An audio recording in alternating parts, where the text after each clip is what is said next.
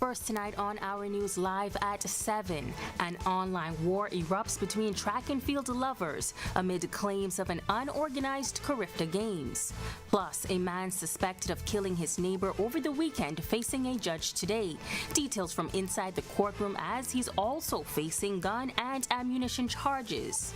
Undisclosed, the Prime Minister dodging questions in Parliament about the cost of settlements to senior police officers and politicians. And then in our news at 7:30, residents reacting to the RCI Paradise Island project. Why some say a Bahamian should be given the approval. Our news live at 7 starts now.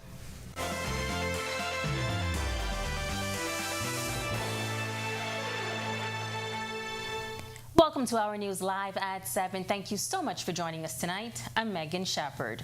A social media war erupting between track and field lovers following this year's Carifta Games over what some claimed was an unorganized event. Our Joshua Williams, who has been following the criticism, speaking tonight with a top official for the Games. Backlash was seen over social media from international track and field fans calling out this year's Carifta Games. One of the things called into question was the races themselves, as well as false starts, disqualifications, reruns, and incorrect medal presentations. There was also confusion surrounding the 4x100 under-20 boys relay. Competition director for the Games, David Charlton, clearing the air on exactly why the Bahamian team was not disqualified. The Bahamian athlete did not get out of the blocks. And the race was called back. The Bahamian athlete, I guess, made a move in the blocks, and he anticipated that the race would be called back, so he did not move when the gun went off.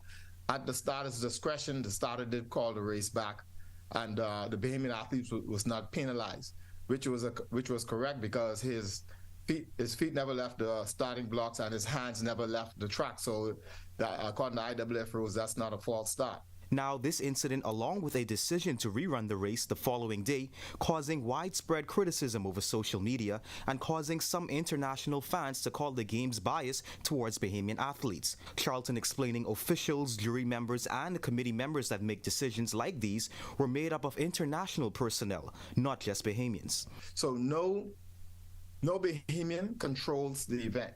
They are controlled by international judges. Some of the backlash including people calling for countries like Jamaica to avoid any athletic competition held in the Bahamas in the future. Charlton says he hopes that's not the case. I would be wrong if I was to say there weren't some challenges behind the scene. But to boycott any games here in the Bahamas, I think that would be most unfortunate. There was an external, when kids were leaving, they asked the kids if they had a good time, and all of the athletes, the Jamaican athletes included, said that they really enjoyed the Carifta game.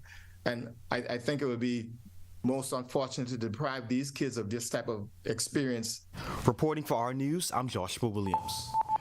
Thanks, Joshua. Meantime, a man accused of fatally shooting his neighbor during a fight is tonight behind bars. Prosecutors say 31-year-old Edward Wilkinson is responsible for the April 9th murder of Leonardo Hepburn and the attempted murder of Jeffrey Hepburn at Dunmore Street. Wilkinson, who appeared in court today, was not asked to plead to the charges and was denied bail. He's expected back in court on August 28th to receive voluntary bill of indictment papers. Wilkinson also facing charges of gun and ammunition possession after police allegedly found the murder weapon in a building on Broham Street. Wilkinson pleaded not guilty to those charges.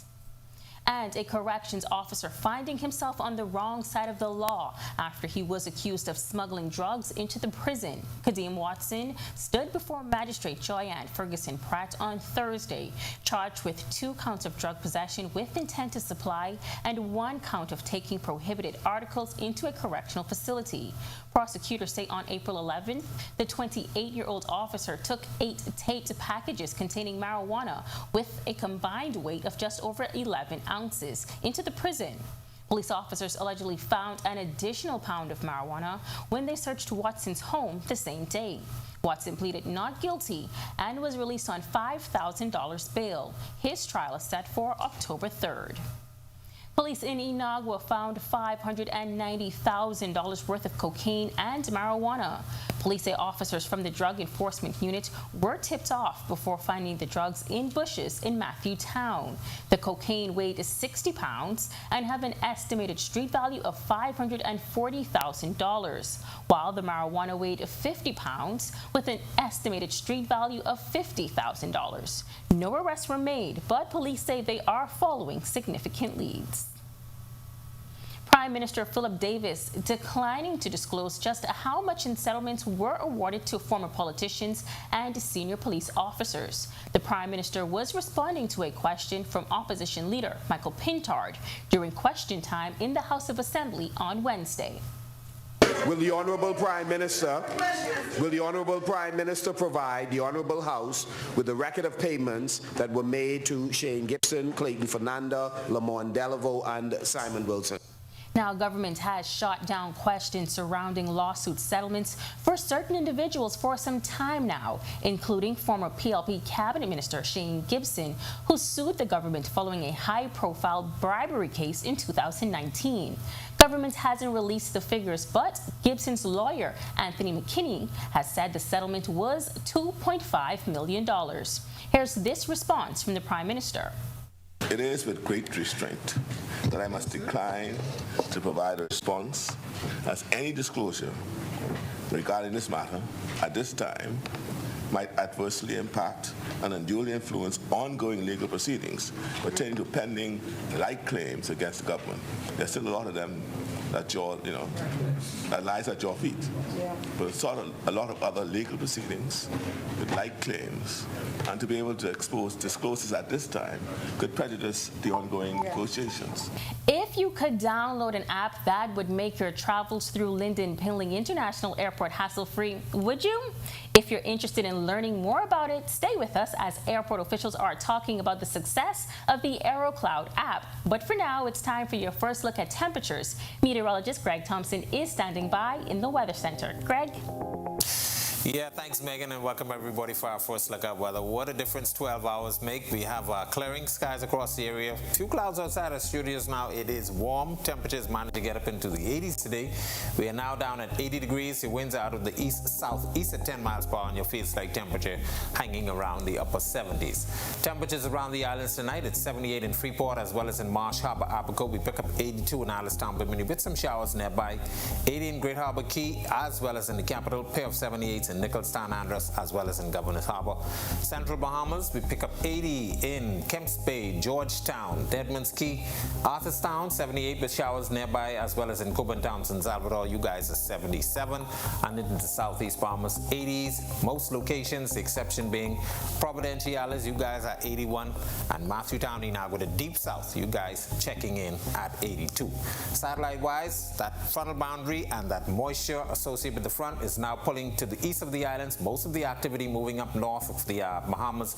But there's a low pressure system that this is attached to. There's a second front that is extending across the eastern Gulf of Mexico. We expect that to clip us by tomorrow and into Saturday. So we're looking for a couple isolated showers with that, but nothing much in terms of what we've been seeing over the last couple of days. That's your first look at weather. Stick with us. So look at your extended forecast. It's still to come. Tired of feeling stressed and overwhelmed while planning your travels? Well, still to come on Our News. Say hello to the ultimate solution, the new app that airport officials say is designed to make your travel less hectic. This as concerns loom about how the latest customs-exempt app will affect the elderly. And later, how the Rotary Club and its partners are helping Sweetings Key residents to fireproof their homes. That's coming up when Our News returns. Are you? Oh, it's your thing. Do what you want to do. It's your thing. Do what you want to do. Oh, it's your thing. Do what you want to do. Shareholders are very happy. Oh, it's your thing. Do what you want to do.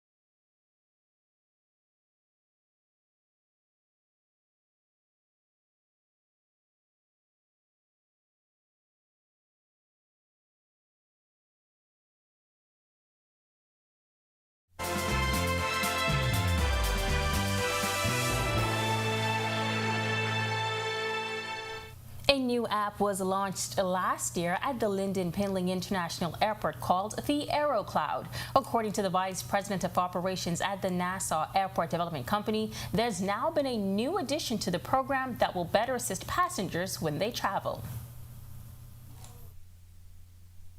2022. Since its implementation, it appears as if travelers have been taking full advantage of the new technology. Vice President at the Nassau Airport Development Company, Jonathan Hanna, explaining what's been added to the application. The AeroCloud app helps us with the management of all of our gates, flight scheduling, baggage scheduling, all of the flight information screens, baggage information screens, and your passengers will probably notice it a little bit more once they get upstairs. There's a little bit more information that they will now have, including the weather at their destination. It actually even shows where the aircraft is en route, or to Nassau. So at least one of the questions passengers typically ask is, "Oh, where's my flight?"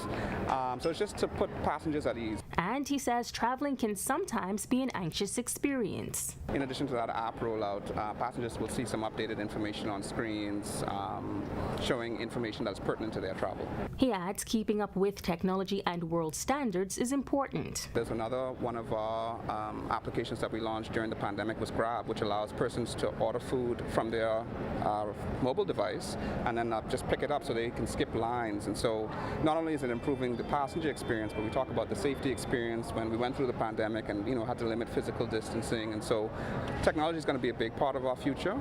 There's a lot that we're moving towards in the future. Can't speak about everything right now, but passengers can expect to continue to see technology sort of roll out here at LPIA. The Customs Department, and still talking about apps, the Customs Department new exempt mobile baggage declaration app is set to roll out on June 12th. But some residents are concerned it may not be user-friendly for the elderly. The app that will require travelers to digitally register will allow users to pay for their goods online. Resident Leland Cash says, while he believes the app is a good idea, he insists it may only benefit young people. When I was young, I probably would have been on board with that too. I get a little up in life, but I don't have a problem with it. I said if it works, fine. I would say give it a trial basis, and if people are challenged, rethink it. That's my 5 cents. How-to videos are now available on the Customs Department YouTube page. But this resident telling Our News she believes there should be more assistance for senior citizens. I think if they put in place persons that can assist them, because I think once they get the feel of it, it'll be easier. And then I think most older persons when they travel with someone anyway. But if they have someone at the airport or wherever they come into the country to assist them, that should help. When Our News comes back from the break, we turn our spotlight to stories making headlines across the world. Plus, interesting facts about the day that was April 13th. But first, in our Sustainability First report, Marlena Leonard putting the focus on billions of pounds of food waste and how a shift could help feed the hungry. The details when Our News returns.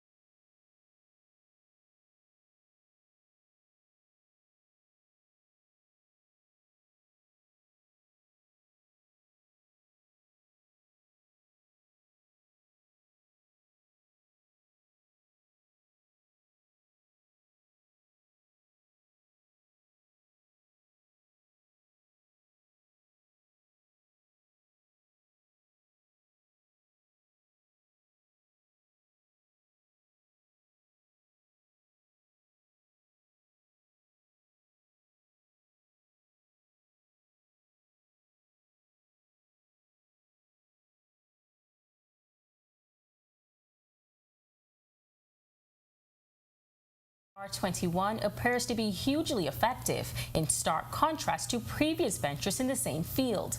Ghana's drug regulators have assessed the final trial data on the vaccine's safety and effectiveness, which is not yet public, and have decided to use it. The World Health Organization is also considering approving the vaccine.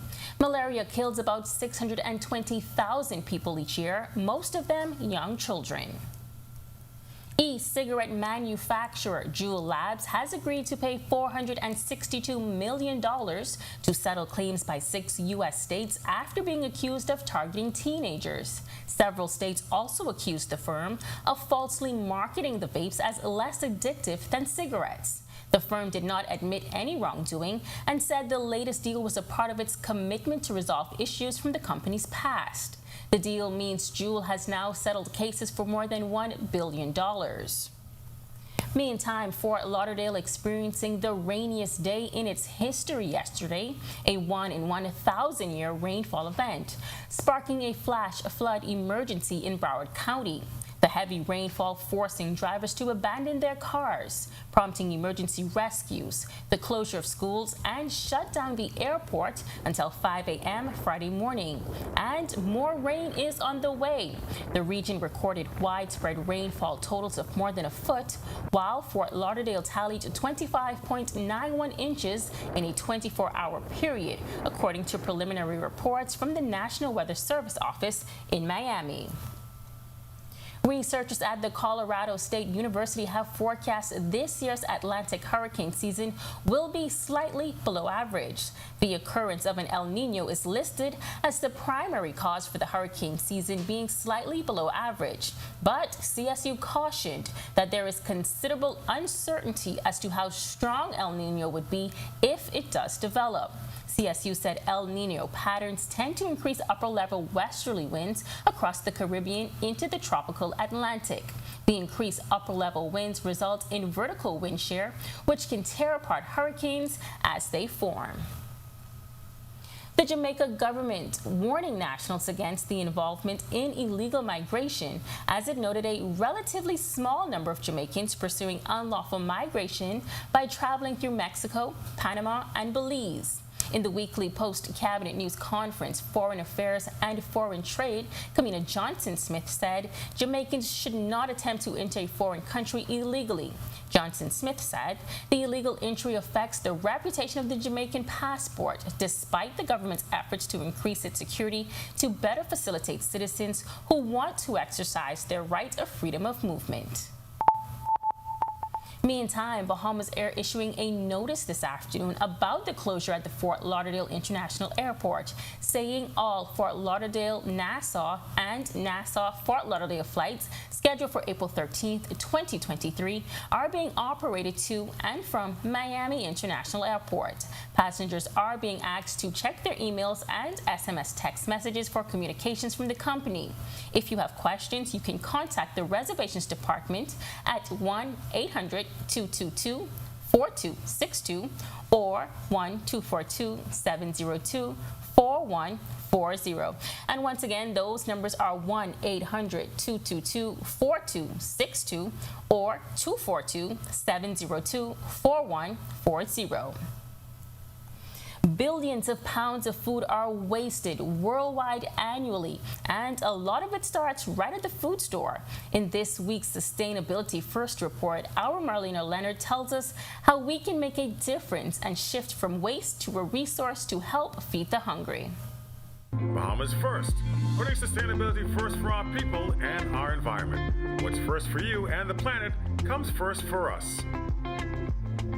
An estimated 80 billion pounds of food is wasted annually in the United States, with almost half of that happening once it gets to consumers' homes. But it's not just hungry shopping at the supermarket causing the issue. Around 10 billion of those pounds comes from what's known as surplus groceries in stores. Surplus groceries are items at or nearing the end of their shelf life, damaged goods, or even fresh produce that simply doesn't look as good. While that may not be the law in the Bahamas, the fact that most groceries are imported is likely an incentive for Bahamian grocers to be wary of over-ordering. But some countries take the waste more seriously than others. In 2016, the French Senate unanimously passed a law banning large grocery stores from disposing of or even intentionally spoiling unsold food that could have been donated to charities. Here in the Bahamas, as consumers, one of the biggest things we can do is embrace imperfect produce, giving farmers and grocers less motivation to discard perfectly good produce before it ever hits shelves. And there are bigger initiatives that we could try here, like partnerships between grocery stores, restaurants, and the Bahamian organizations already working to get food on the table for the nation's hungry. Reporting for Our News and reminding you to put sustainability first, I'm Marlena Leonard. Still to come in Our News, today in history, find out interesting facts about the day that was April 13th, including a protest over the arrival of a gay ship in Nassau. Plus, the collaborative effort between the Rotary Club and its partners that's helping residents on Sweetings Key prepare in the event of a fire. And then in Our News at 7:30, the Our News exclusive of a Grand Bahama resident who is still without compensation after a cruise was canceled at the start of the pandemic. That's coming up when Our News returns.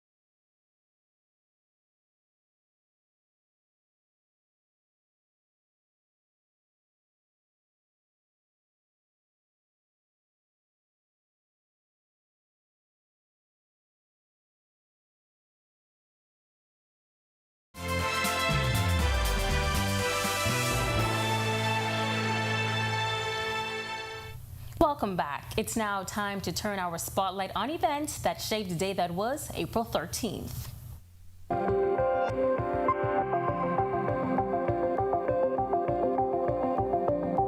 On this day in 1848, St. Margaret's Anglican Church was established in Hearts, Exuma. The quaint blue and white church is named for St. Margaret of Antioch. One legend has it that the saint, when under persecution, was confronted by a dragon, Satan, which devoured her. The cross she wore grew so large in its mouth that she emerged unharmed. The church's standard is a gold cross and dragon on a blue field.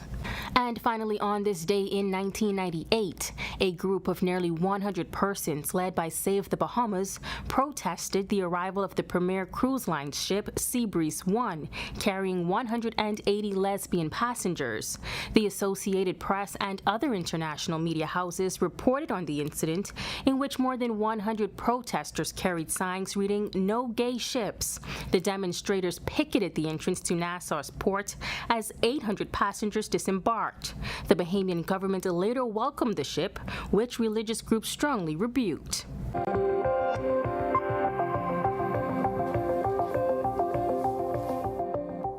This segment of the news is brought to you by H.G. Christie.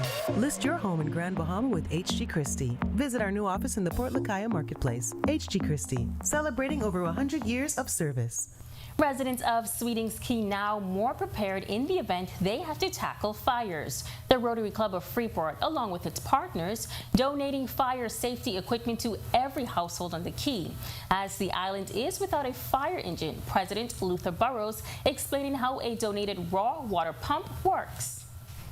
We have also brought a raw water pump that is a portable fire hydrant, I would say, that will draw water from the sea and be able to extinguish fires should a home catch fire.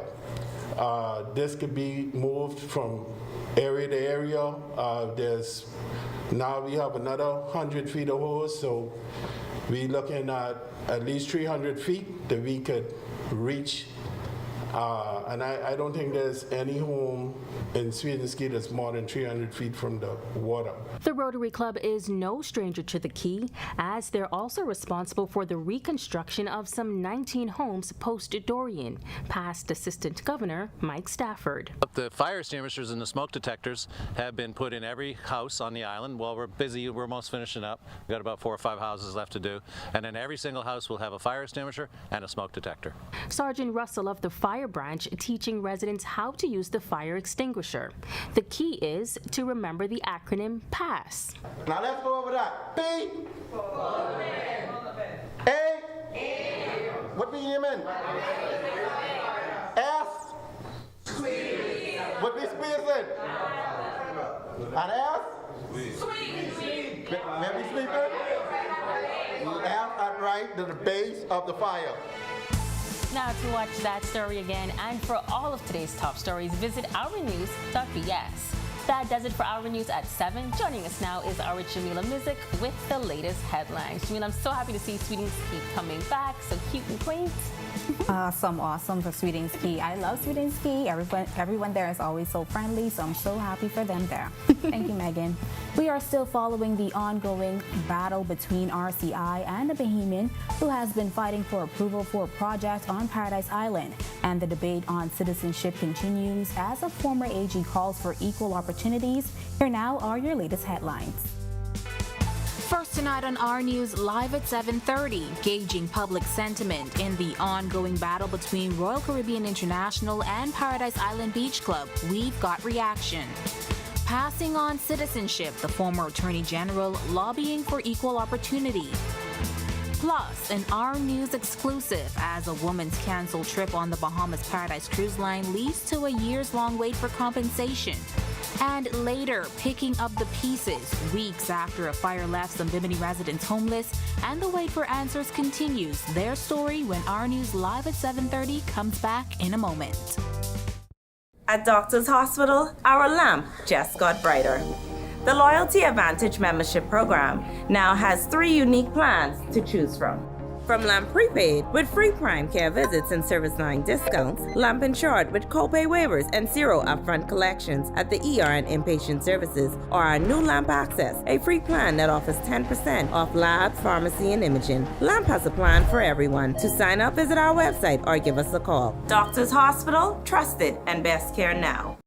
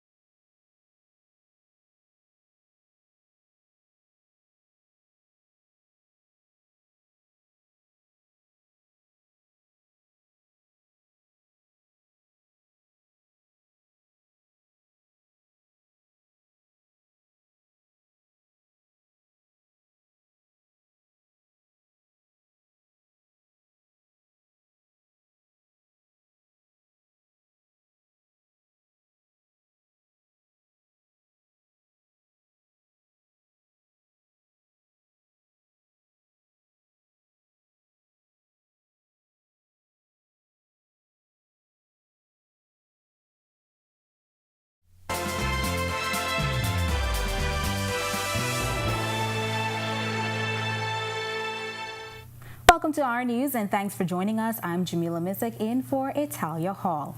Amid the ongoing battle between Royal Caribbean International and Paradise Island Beach Club President Toby Smith, Bahamians are weighing in. Berthany McDermott reports.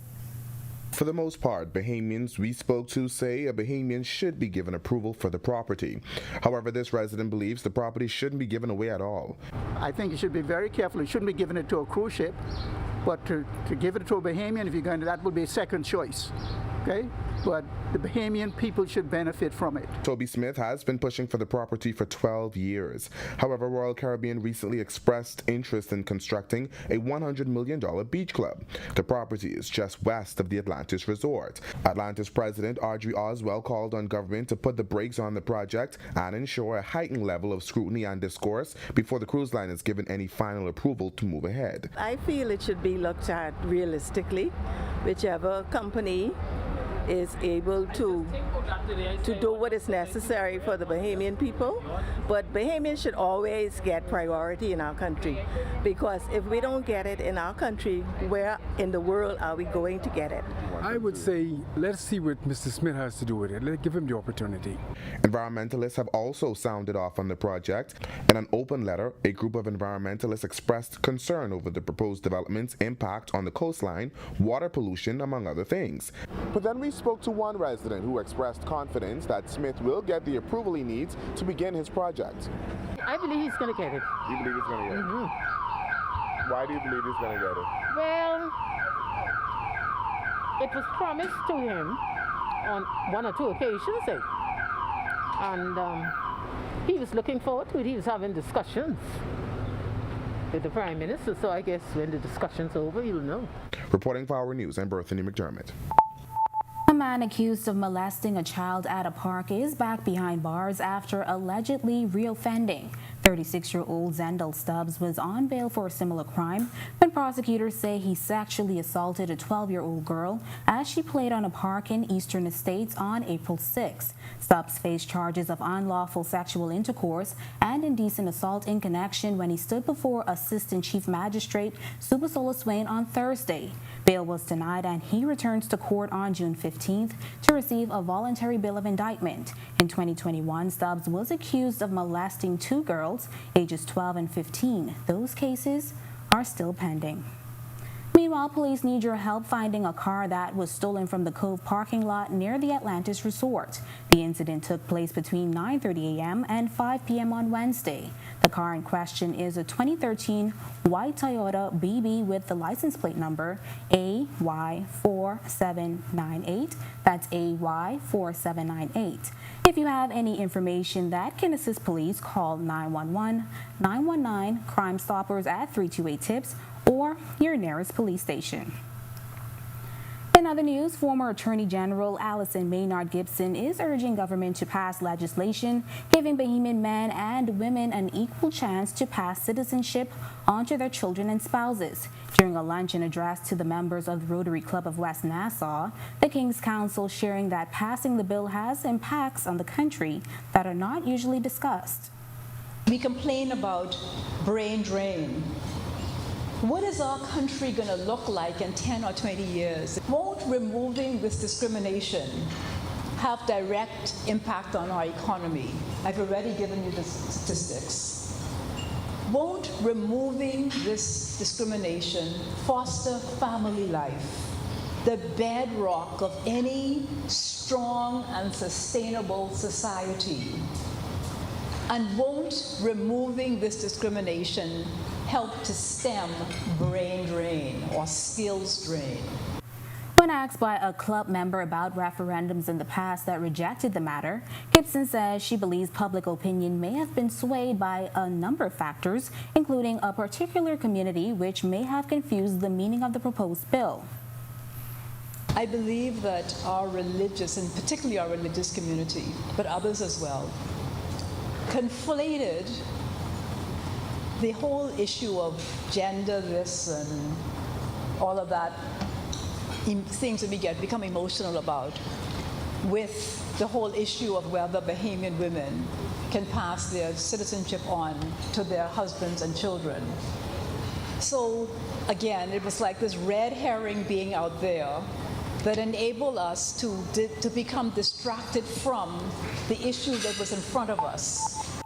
Much more to get into in a moment, including the story of those Bimini residents displaced by a recent fire. But for now, some promising news for those wary of dismal skies and rainy weather, as we're anticipating some better conditions shortly. Meteorologist Greg Thompson joins us now from the Weather Center with your first look at temperatures. Good evening, Greg. Yeah, thanks, Jamil, and welcome back, everybody, for a quick check on conditions outside our studios around the islands. It's 80 degrees outside our studios right now with a few clouds. Your winds are out of the east-southeast at 10 miles per hour, and your feels-like temperature is at 79. Satellite-wise, that frontal boundary now moving to the east and north of the islands, attached to a low-pressure system out there. Still some moisture across us. We could see a couple isolated showers, but there's a secondary front. We expect that to get near sometime tomorrow and into Saturday, so we're looking at a few more spotty showers during that time frame. That's a quick check on conditions around the islands right now. Stick with us. A look at your extended forecast is still coming. Still to come on our news, waiting for answers. Residents displaced in a recent fire on Bimini praying for help. And the years-long wait for a compensation over travel canceled during COVID leaves a woman deeply frustrated. The Our News exclusive is straight ahead. And the UB Fit signature race is back. Find out how you can be counted in the numbers as the race for $300,000 fundraising target is about to get underway. The story when Our News returns.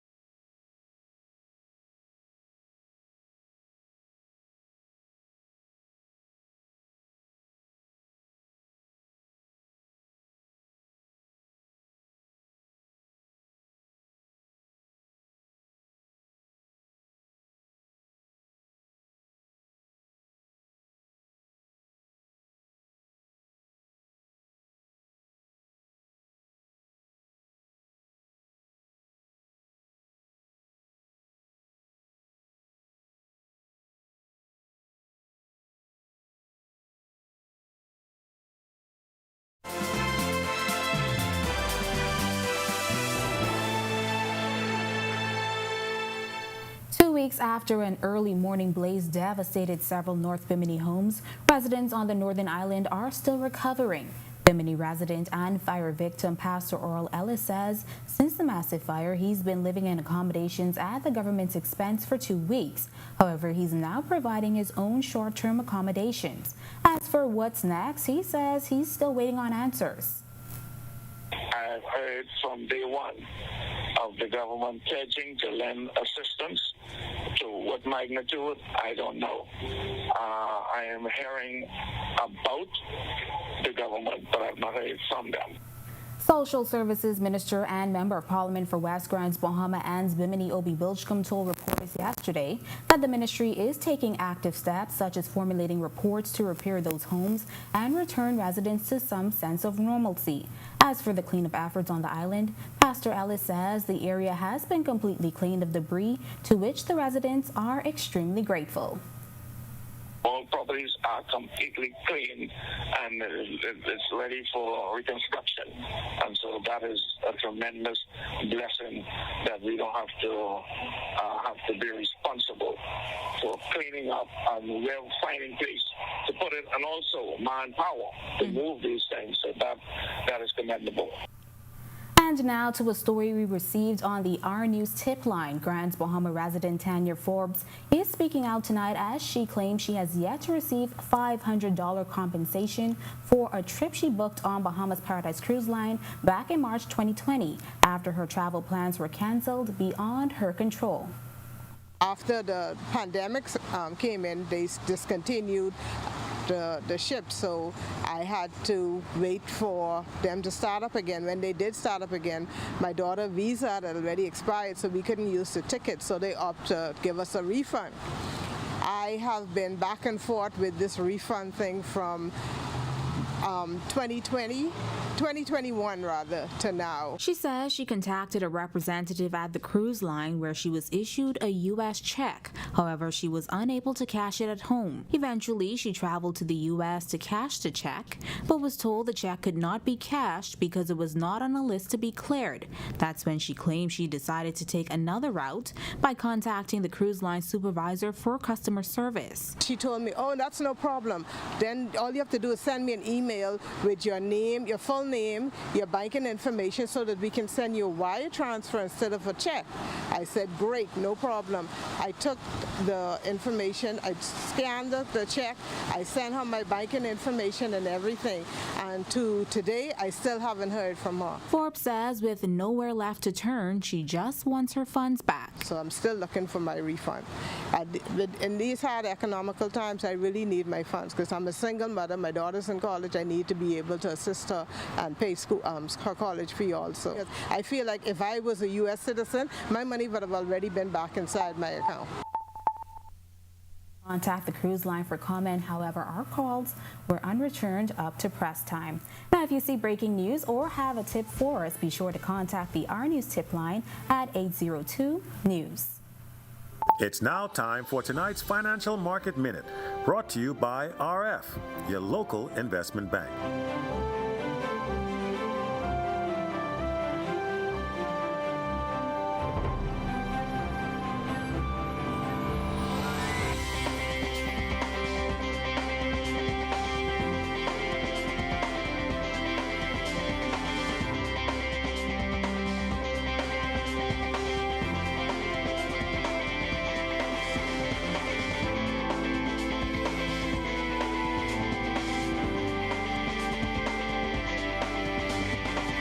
This has been your Financial Market Minute. To explore the best performing mutual funds in the Bahamas, visit our website at www.rfgroup.com. When Our News comes back from the break, get ready for the ultimate celebration of film and island life. The Island House Film Festival is back. In about 5 minutes, we'll tell you what organizers are promising in its highly anticipated return. But first, we learn about one of our Carifta swim team's most hallowed traditions, and we recap UB's performance at the University of Miami track meet over the weekend. Stick around for our sports. And the nearly $300,000 target the University of the Bahamas is trying to beat in its upcoming fitness fundraiser. The details when Our News returns.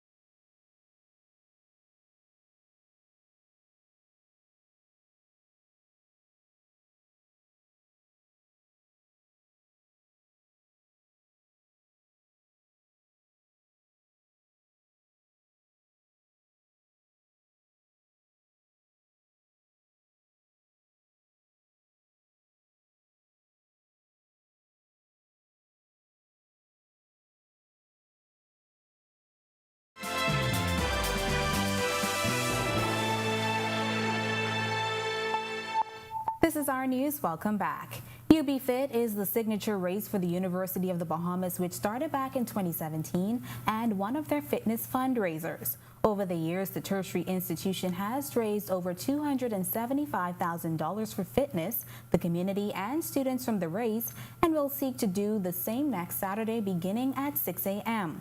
We asked the university's Executive Director of Corporate and Foundation Relations, Candice Weech-Eldon, who also serves as the UB Fit co-chair, why the race is so important. We should be not only, exceptionally well in education and research, but why not health and wellness? Because if we're not healthy, if we're not fit mentally, emotionally, spiritually, physically, how can you perform?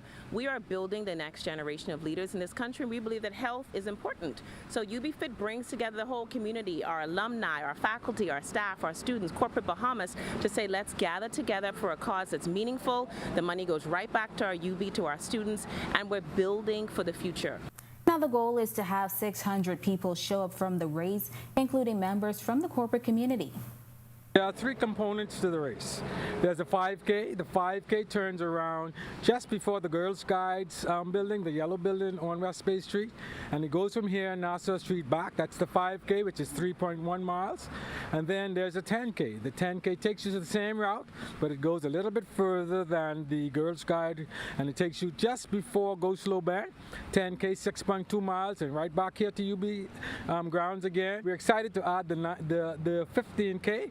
9.3 miles, which takes you same route from the UB Fit grounds down to West Bay Street, and it goes just a little bit further on to Cable Beach, right before you reach the Rosewood Hotel, and returns right back here to the UB Fit grounds. Registration is being done at Chapter 1 Bookstore and can be done online as well on the university's website. Warm-up for the race begins at 5:30 a.m. and the race will begin promptly at 6 a.m. Today's sports update is sponsored by Corona, distributed in the Bahamas by Jimmy's Wines and Spirits. And tonight we explore one of our Carifta swim team's oldest rituals, and we catch up with the University of the Bahamas track team. Tej Adderley is up now with a check on sports. Thank you, Jamila. If you were watching our sports coverage from Curacao, you may have noticed a few swimmers with some interesting haircuts after asking around. And by that I mean asking my friend, Carifta assistant coach Mansa Roberts. I found out that it was part of an initiation ritual for swimmers competing in their first games. What it is, it's one of the traditions that's been going on even before I was on one of the Carifta teams. And it's something that's exciting, it's fun, and we like to see it. It's carrying on, and it's really exciting for all those kids that are part of it. The older ones get the opportunity to do the shaving. The younger ones get the opportunity to be shaved. Three-time Olympian Alan Murray, whose son Alexander got his haircut in these Carifta games, talks about his initiation. I can remember being right here at Curacao and I think undergoing that type of thing. I think my recollection is that on my second Carifta here in Curacao, I was worried that I'd have to get a haircut a second time, so I bald my head before the trip, you know. But it was just for rookies the first year. The seniors would cut your hair, and if you make a final, then you get to have your head clean shaven. Murray is very proud that his son got to take part in the long-standing tradition. This young man, he made the final the other day, so he got to shave his head clean. Man, it was a very special memory to be here and to see him excited about swimming, make his first final, go through that tradition, which I think is a great one. And, then he felt worthy to get his hair cut by some very respectable seniors. Parents don't need to worry. The haircuts are fully optional, and they're done with the consent of parents and under the full supervision of chaperones and coaches. A lot of kids opt to not do it, but for the majority of the team this year, we had approved parents and chaperones are all a part of it. They're part of the entire process. They're in the room, make sure it's a safe, clean, fun tradition. At the end of the day, the swimmers love participating in such a long-standing tradition. Good times with our Carifta champs down in Curacao. Moving on to local sports, the UB Mingos turned in a great performance at the University of Miami Invitational weekend. Middle distance runner Levine Joseph turned in the best performance for the team at the meeting. Coral Gables finishing 5th in the men's 800-meter event with a time of 1 minute and 53.68 seconds. He also finished 2nd in his heat of time finals. The team had solid performances in the men's open 400, and UB led the men's 4x400-meter relay for a leg before finishing 4th with a time of 3 minutes 20.41 seconds. Coach Adnal Roll is thrilled about his team's performance. We got 2 personal best times, really outstanding for Levine in the 800 meters, a lifetime best, a school record, 1 minute .53 if I'm not mistaken. That's the fastest time right now in the Bahamas for the men's 800 meters open. So great performance for the team. We ran well in the relay. You know, we were out front out in the relay. No, the thing was to get us out front and to try to hold that lead. University of Miami, of course, ran us down after the second leg and was able to hold us off. And you know, we got 4th overall. But great performance. A small team. The good thing about this team is that they are freshmen. So I got another 3 years to really work and really get them stronger for the remaining of their college season. And that was your look at sports. I'm Tage Adderley. Still ahead on Our News tonight, the Island House Film Festival making a highly anticipated return. But first, Greg is back in the Weather Center with your weekend forecast planner. That's coming up when Our News returns.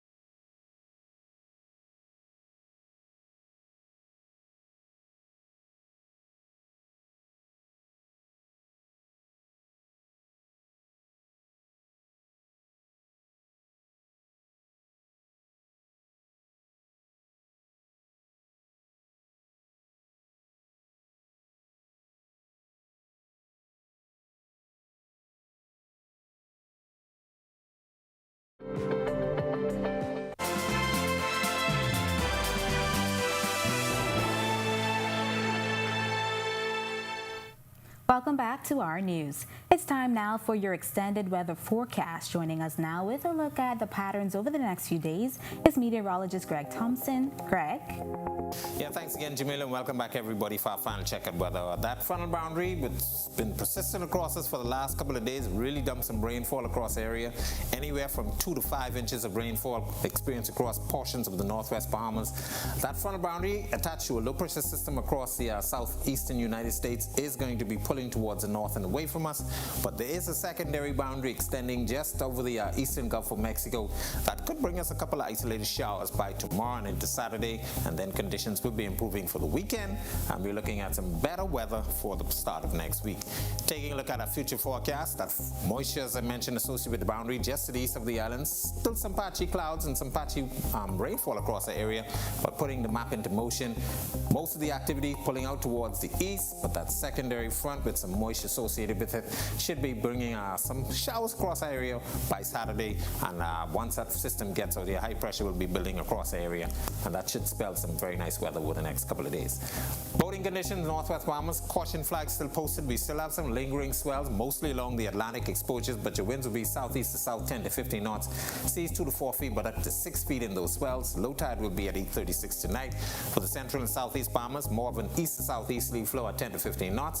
Seas also 2 to 4 feet, but up to 6 feet in some northeasterly swells. Here's a look now at your national forecast.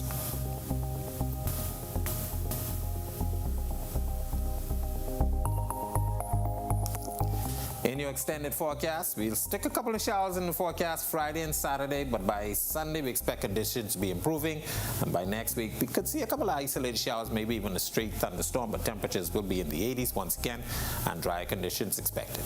That's a look at our weather. Make it a safe night, everybody. Thanks, Greg. And finally, in news tonight, after a nearly 3-year hiatus, the Island House Film Festival is back for its 4th festival. Alive is one of the main sponsors of the event, and the festival's curator and Bahamian filmmaker Kareem Mortimer explains what you can expect this year. A film festival has to be a complete thing, right? So a complete experience. So you have incredible films, you have an opportunity to meet incredible filmmakers, you have workshops that give you an education on how to make a film and how to further your craft, and then you have talks about how to make things better, essentially. And then also you need to have a good time, and so we have a party, and one of our parties is called Homecoming, celebrating 50 years of the Bahamas, and that's like one of the highlights of the weekend. And so they're gonna have it right here on property. It's going to be lots of music, lots of great time, lots of fun. And he says the films being showcased in their 2023 festival have been mindfully chosen to highlight one often overlooked demographic in the film and TV industry. We came up with a group of movies that really highlighted women. They're not all either through female directors or a female leading the film, like from a perspective. So we have movies like Women Talking, Tar, Frida, which is a Haitian film, which is the first Haitian film to win an award at Cannes. We have This Is Paradise, but that is led and by 2 women.